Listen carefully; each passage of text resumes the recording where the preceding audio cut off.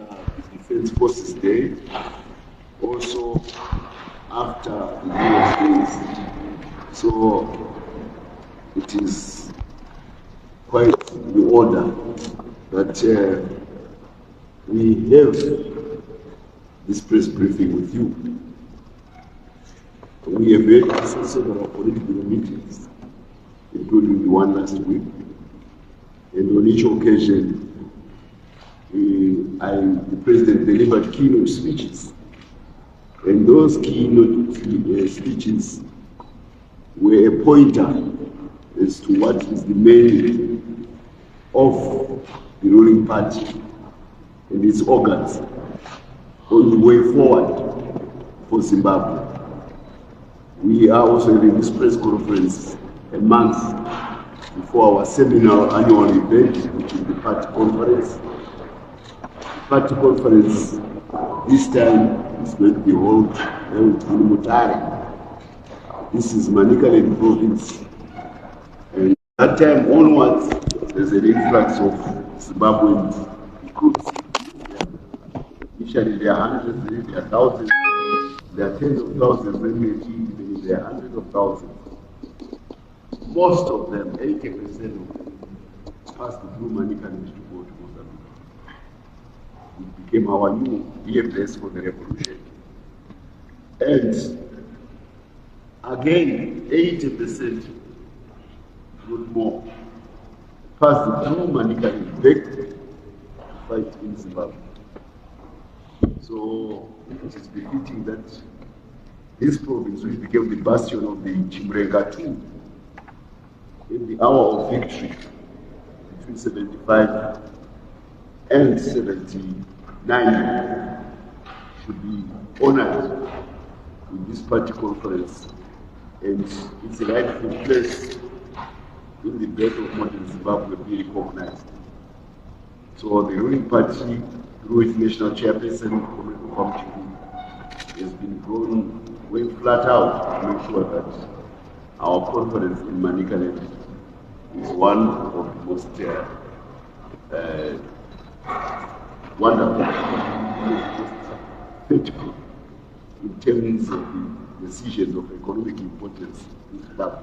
It will be pregnant with resolutions focused on increasing the prosperity of the people of Zimbabwe as our economy gathers pace at a pace which no one even feels jealous about anymore, which even detractors, they are now hiding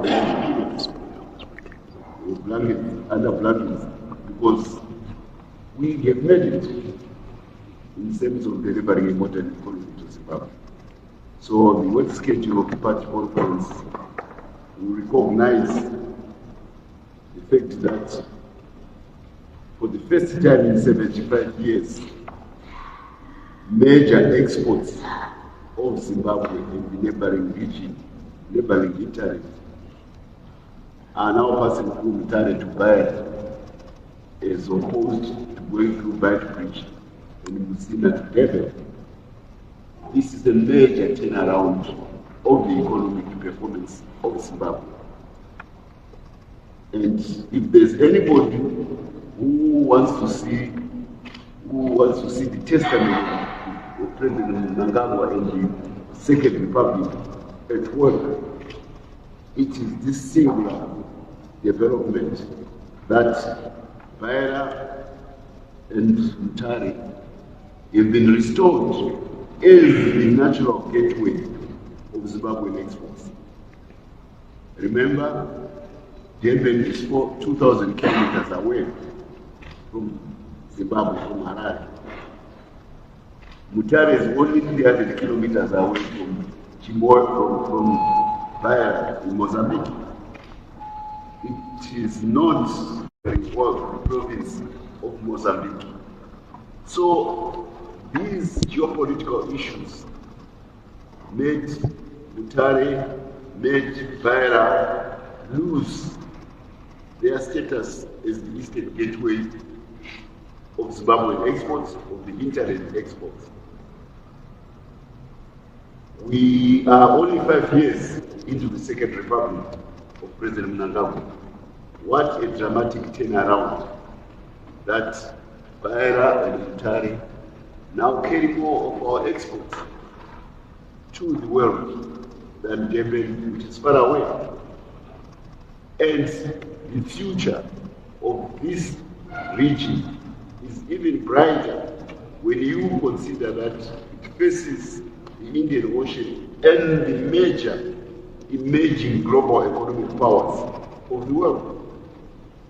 China is now number 2 globally, 1.3 billion people. India is now number 4 globally, 1.3 billion people. Indonesia has got 400 million people. I even talked of Pakistan, Bangladesh. I even aided the fund to reach Middle East and countries like Iran, 80 million people. This is the interface which is now before Zimbabwe because of the economic performance which has been registered by the Second Republic. It means that we will have a faster access to global markets. And the inflation factor which is associated with the artificial dependence of the South African courts, which was imposed on us by apartheid, is now a thing of the past. President Mnangagwa has restored the glory of mankind to Zimbabwe. It is now refinding its rightful place in the national economy, in the regional economy. And if you go today to Mutare, the places are awash with trucks all over, 30-ton trucks.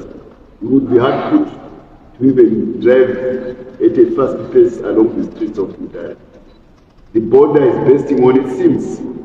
So this is why we are going to focus on the economic aspects of a new economy which ZANU-PF has given to the people of Zimbabwe under the guidance of President Mnangagwa.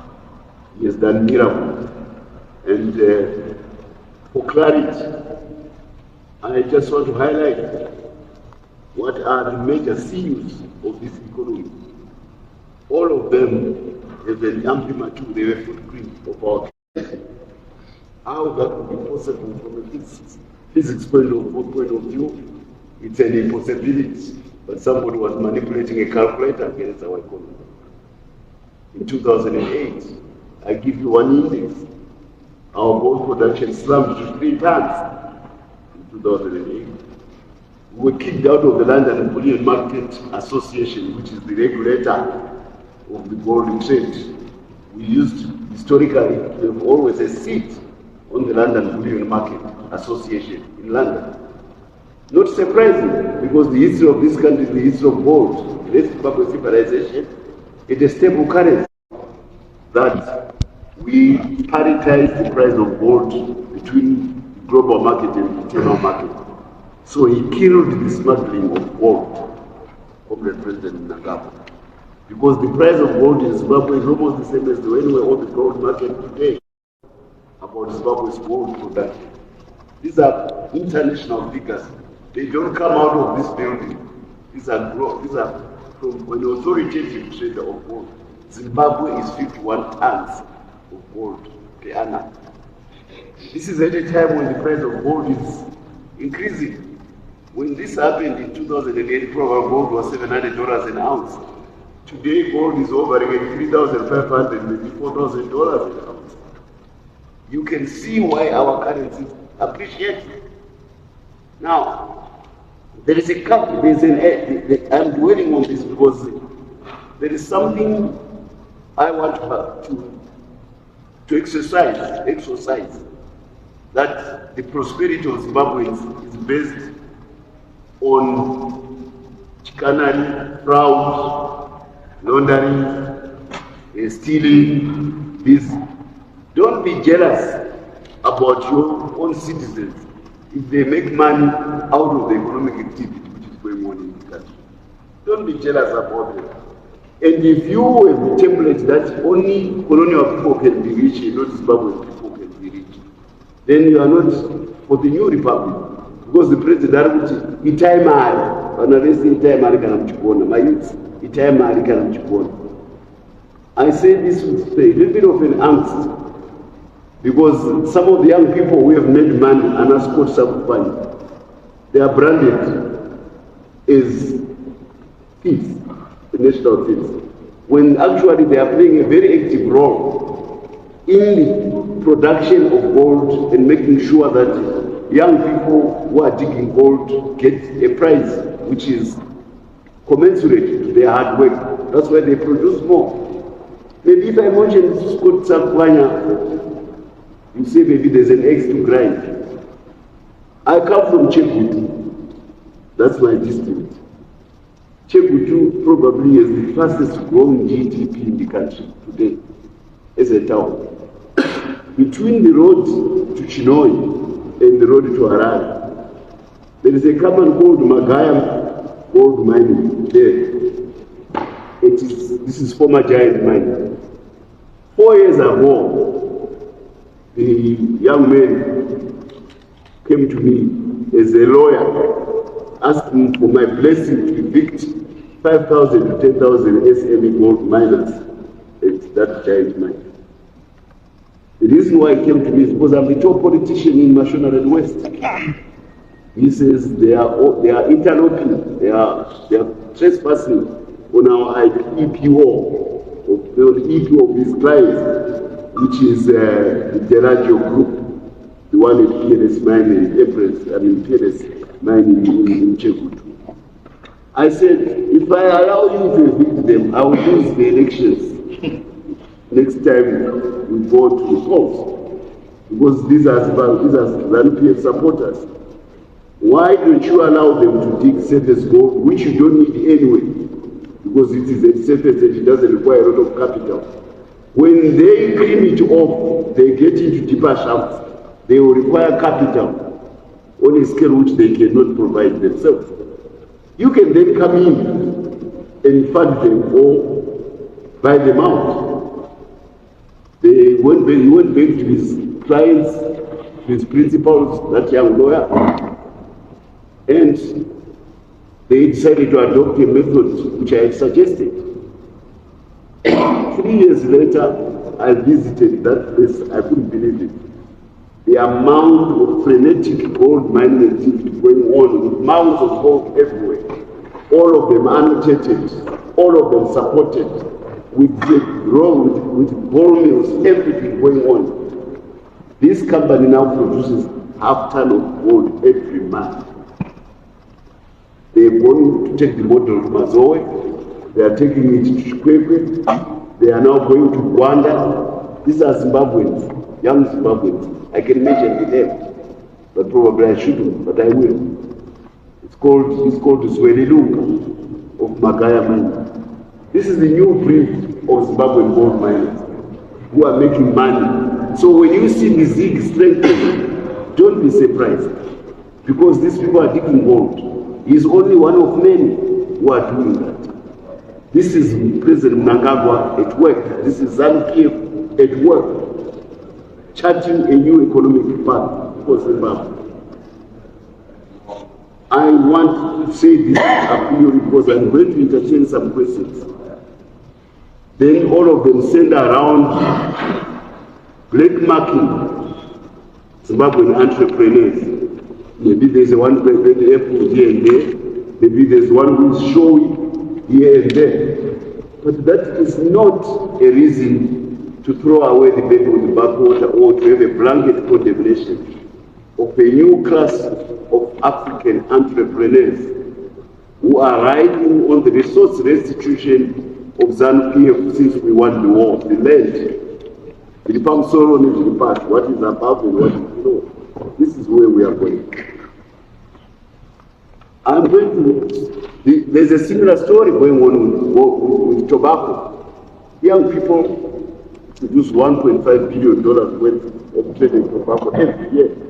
This is not small money. Gold for these SMEs is around 2 to 3 billion US. This is money going to young Zimbabweans or to Zimbabwean families in Urungwe, in Marondera, who grow in Marondera. They produce the best Virginia leaf tobacco in the world. This industry did not exist before the land reform, before ZANU-PF.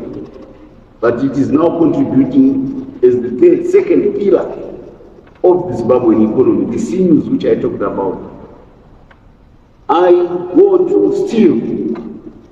The president has done the same thing. We now have the ultra-modern steelworks on the African continent, and there's nothing like what we have in Europe, by the way. Zimbabwe is now galloped ahead of everybody in sub-Saharan Africa to challenge Egypt and Morocco in the steel sector. You will be happy to hear that at the guidance of President Nagako, we have reached out to what would have been our rivals in South Africa in the steel sector. We are now forging a synergistic relationship with the South African steel industry. We will focus on the raw steel production because our steel plants, blast furnaces, ultra modern, very efficient, and the iron ore is next to the blast furnace. The coking coal is next, is not far away. The ferrochrome is nearby. So the cost of production of steel in Zimbabwe is probably unbeatable if we can address the energy issues. And this company is an energy plant. It its blast furnace. So the South African side don't want to jump from number 2 to number 11. And they are seeing the Zimbabwe steel industry in Manise as the ticket to them producing world-class steel goods at a competitive global price so that they can cover what is called the European Union today. But we don't have a history of fighting in South Africa. We are friends, we're fighting, we're actually allies fighting together for the liberation movement. So we have a better template to start, a better pedestal to start with between Swane and Harare. If we then throw Mozambique into the ingredient with its ports, with its gas deposits in Cabo Delgado, with its Zambezi River hydroelectricity, probably the three of us can set the price of steel on the global market. We can take even the Chinese to the cleaners. These are the things which occupy the mind of the president. And when he was out of the country, he has made a number of trips recently. Most of them have been focusing on how we can raise capital for the infrastructure which is needed to sustain the growth of the Zimbabwean economy at the pace which it has attained. 6% GDP growth per annum, even by IMF standards, is not something which you can frown upon. We are doing very well as an economy. But this is driven by big investors, billionaire investors in lithium, billionaire investors in cobalt, in the copper and the GRC. That's why the trucks pass through Zimbabwe going to buy it. Billionaire investors in steel in Zimbabwe. This is big money, but we don't have commensurate money on the infrastructure side so that we can take away all these heavy loads out of the roads to the railways. That requires big money. So when the president ends up in Japan, when the president ends up in China, these are railway powers of the world. We want them to come and invest in our railway technology, in our logistics networks, in our ports, so that this growth which I'm talking about cannot be throttled by an inadequate infrastructure. These are the things which preoccupied with the trivialities and false accusations to make us be engaged in a witch hunt amongst ourselves so that they fulfill the fact that Africans cannot work together among themselves. They fulfill the fact that only a colonial economy can function, a revolutionary economy cannot deliver. We refuse that in ZANU-PF. Adamantly refuse that because we have shown 22 years into sanctions that we can defy, which has become flat. Before capital was Europe, capital, I mean funds were Europe. If Europe did not give you funds, you are fated to wallow in poverty. It is revisiting Zidera. will kill it. That's not happening because America has become charitable. No, it's happening because they've seen that Zimbabwe can defy the odds and can prosper even when America is denying it access to the capital market. Now they are saying if you can't beat them, maybe they join them. We welcome. This is a good thing for Zimbabwe. The American market is huge, it's the largest in the world. We even wanted a reciprocal trade arrangement with America, as the president said. Why the reason? Because we believe that we can export steel to America and make money. What Zimbabwe are saying. So you can't argue with success, and nothing succeeds like success. These are the issues which our president and his party grapple with in the political. How we keep the economic momentum which we've gathered so that it can be sustained. And if you want, sorry.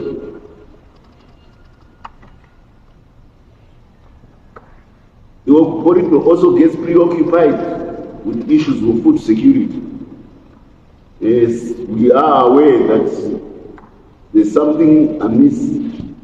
Blue Ribbon closed in Bulawayo. This is a major miller. And there are our reports from our people on the ground in Matabele and South seem to say there is shortages. We want to find out, is it a question of logistics? Is it a question of purchases from those provinces which are more endowed, which may have more maize and it is not being taken to the consumers? So we have committees which are now engaging in supervising our Ministry of Agriculture, our Ministry of Finance, so that we can locate the nature of the problem, so that our people do not have to travel miles to get food. Our people are not forced to buy expensive refined milk by profiteering dealers, because there's a shortage of basic maize milk. And if they cross the river, the Limpopo River is dry in summer now. There's no boundary with these problems of Africa. So these are the issues which occupy our party, the welfare of the Zimbabwe people, which are on the agenda of ZANU-PF. I'm dwelling on this because I want to emphasize that we will not accept to be foisted with the agendas from outside as a ruling party. We will not accept to be foisted with the agenda. Work hard on all those things which bring economic benefit to Zimbabwe, and we toss aside all those things which may be cobwebs thrown into our eyes about and become a beacon of African prosperity on the African continent. We are creating a genuine African middle class in Zimbabwe.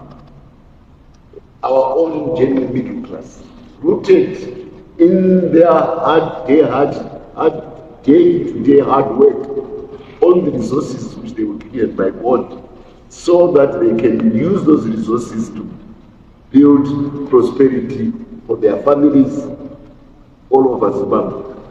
We are not a country which has got only a professional middle class, like some of our neighbors who still have not carried out a land reform. I always highlight the fact that in South Africa, if a young executive is fired from his job, he loses his car, his child is thrown out of school, and his house is repossessed. Because they don't own those properties, because they are on loans. In Zimbabwe, there are no loans. Everything which you see in Zimbabwe is owned, including cars on the road. The one was ahead, as I said, they are all owned, they are bought. We make America great, they make themselves. So if they can come to Zimbabwe,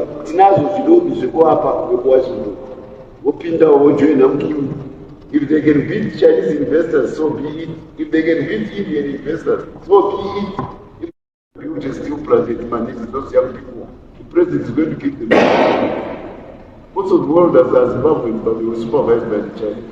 Only steel came raw from China, and the technology inside came from China. But that whole superstructure there